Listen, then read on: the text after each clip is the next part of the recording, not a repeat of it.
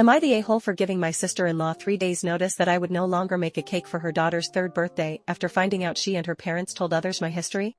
I love to bake and I will often make cakes and stuff for friends, and since I met my in-laws in 2018, for them as well. My sister-in-law asked me to bake her daughter's birthday cake for her birthday this weekend. This was back in October and we discussed what she wanted in detail. It's not my first time making her cakes, but it is my first time as her sister-in-law officially, and where I felt like I was truly part of a family. 3 days ago, I was out grocery shopping and I ran into a family friend of my in-laws. This person is not someone I like very much. She's a bad gossip and seems to have some malice in her while sharing gossip about others. I try to be polite to everyone and normally I don't talk to her. But she stopped me and went out of her way to ask me when my husband and I are having kids. Then she mentioned me being a foster kid and an affair baby, and she did it in a way that was meant to come across as actual concern, but was really her being intrusive and cruel. She mentioned that my in-laws and my sister-in-law were concerned about our kids not having anyone. I told my husband when he got home from work and I was a mess. It might seem dumb, but I felt like his family betrayed the trust one put in them and they did the one thing they were asked not to do, which was tell people about my history. It's not something I want to broadcast to everyone who knows me. My husband confronted his parents and sister and they said they only mentioned it to a few close circle people and they defended it when my husband said that wasn't okay. My sister-in-law said it's not like people wouldn't find out eventually and he asked her how they would find out if we never told them. My history is that both my parents were married to others and had children with their other spouses when they had an affair. I was the result. Both sets of first children were technically adults or close to it when I was born. The day before my 5th birthday we were in a car together and it crashed. My parents died, and so did the people in the other car. I was the only survivor, and I was in hospital for a few weeks after. Nobody in either of my parents' families wanted me, and I was brought up in foster care the rest of my life. I never found a family. After hearing my sister-in-law say what she did and realize how unapologetic they were and hearing how little they cared about what they did to me, I asked if I could speak to my sister-in-law for a second and told her not to expect a cake from me after going against what I wanted and having such little care for the harm it caused. She went crazy and said it was only 3 days until the birthday party, and my husband backed me up and said so what? She and their parents were blowing up his phone so bad he had to block them, and I worry that I'm being a bit of an a-hole saying no with such short notice. Here are a few comments. Not the a-hole. They treated you like family to your face, were willing to have you bake cakes for them, but they couldn't not share your personal backstory to others after being told explicitly not to. Huge violation of trust, and I am very happy to hear that your husband is backing you up and setting a boundary with his family. I'm also very sorry to hear that you're going through this. It must be heartbreaking. Not the a-hole. I wish I could give you a hug. The rejection from your first family had nothing to do with you. They were angry at their parents and spouses. You were completely innocent. This time you're choosing to reject the toxic family. Don't feel sad. Feel empowered. You are awesome, and your husband is amazing. Exactly. Toxic is a good word for these people. Like, who in the world thinks having your parents killed when you were young will make you a bad parent in the future? Or are they saying kids raised in foster care can't be good parents? Also an incredibly gross mindset. No, what they are thinking is Op's parents had affairs so OP will also cheat. I can't even follow the mental gymnastics for that logic. OP had nothing to do with any of that, and this is the worst victim blaming I've seen in a while. Ultimately, the message they conveyed through their gossip is they don't consider OP or her future children family because they are concerned about Op's kids not having anyone. Who says that about their own nibblings and grandchildren? They just admitted before their own brother-son, Op's husband, that they're going to ostracize his kids. OP, you found a good man who will stand by you.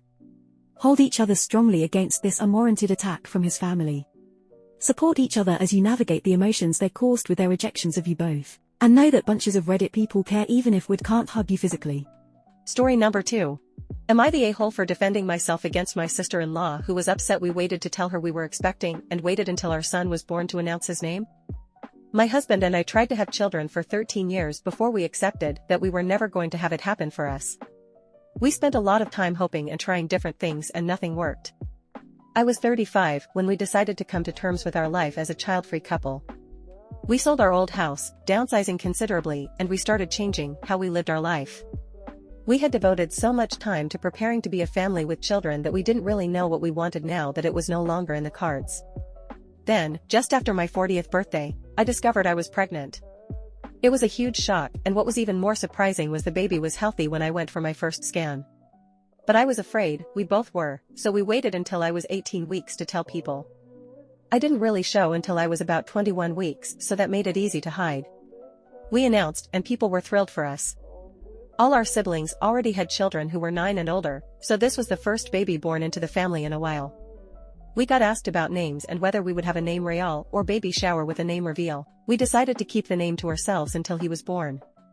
Something special and a surprise for people. Most people understood, but it came to our attention recently that one of my husband's sisters was not happy about any of this. She didn't like that we kept the pregnancy to ourselves for a while and disliked it even more that we didn't share the name. She brought this up at Christmas for the first time and surprised the whole family. She brought it up to my husband on 3 separate occasions after it, and then she brought it up to me 4 days ago. She told me we left our families out when this was just as big a deal for them as it was for us.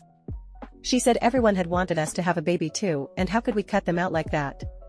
She also claimed we could have gotten feedback and blessings from family members on his name, which is Hawthorne for people who will ask. I told her that the news came as such a surprise and we worried and wanted to come to terms and get to what we felt was a safe point before telling people. She argued we needed our family if something went wrong. Then she said there was still no excuse for the name. That the name was kind of odd and she would have liked us to pick a more classic name, like James or George. I told her I understood that everyone had their own taste. But we were getting one chance to name a child and one chance to experience parenthood, and we wanted to make the most of it. I said we never did it to hurt anyone, but we wanted to do what felt right to us. She told me that was what my husband said, and it was lame, especially to defend myself that way when it was something that the whole family are experiencing. She told me we just wanted to leave everyone out and we should have known better. Here are a few comments.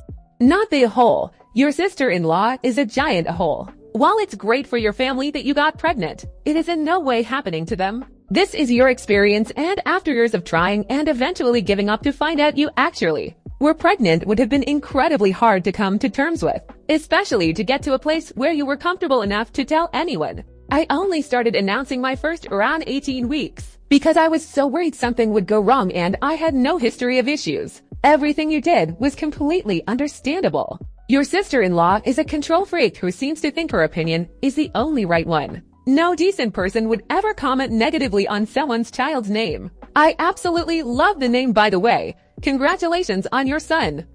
Honestly, it seems like your sister-in-law is annoyed she wasn't able to insert herself into your pregnancy and make it about her.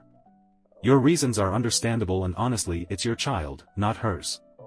She's making your pregnancy and your child about her and how hurt she is. I'd bet good money if you looked, this wouldn't be the only occasion she's been like this. Yep. Your sister-in-law has main character syndrome, and it is not your problem, nor do you have any obligation to indulge her. She's off her rocker if she thinks she had any voting rights to your baby's name. Which, by the way, is lovely. There was literally nothing about your pregnancy or the naming of your child that had anything to do with her. I would have laughed in her face when she told me what name she would have preferred. I completely understand your decisions. A lot of people keep pregnancies private until after the first trimester because that's when the most likely chance of miscarriage is. For some, it's superstition, for others it's just protection from having to relive any potential loss every time they have to tell another well-wisher the bad news if something goes wrong. Hell, it's perfectly valid to keep it quiet just because you want to, because it's your body and your baby. And if you and your husband wanted to keep that little nugget of excitement, fear, and joy to yourselves to process, then that's your business. And given your sister-in-law's insistent need to be all up in your business, I'm gonna say that was a good call. Obviously not the a-hole, and congratulations on baby Hawthorne. And good luck dealing with your sister-in-law, who is probably going to want to micromanage how you raise him. You and hubby need to prepare now for how you will present a united front and shut her down when she gets overbearing. Hopefully you will be able to do it gently but firmly so as not to screw with family relations. But that's going to depend on the sister-in-law's level of entitlement to make decisions about things that are none of her damn business. This is the end of today's stories. Don't forget to like and subscribe. See you soon.